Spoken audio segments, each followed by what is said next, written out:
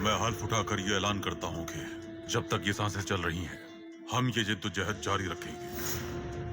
मुसलमानों की सरजमीन जन्नत बन जाए उनके लिए, यही हमारा ख्वाब है।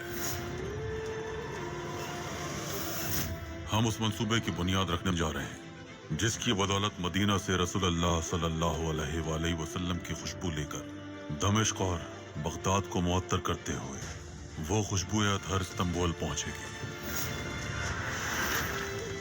अब तुम्हारी मलिका को 2 लोकोमोटिव इंजन और 10 बोगियां देने की कोई जरूरत नहीं। वो खिलाफत का खात्मा चाहते हैं, हमारे ईमान को कमजोर करना चाहते हैं, लेकिन उनकी तदबीर कुछ नहीं, अल्लाह की तदबीर के आगे।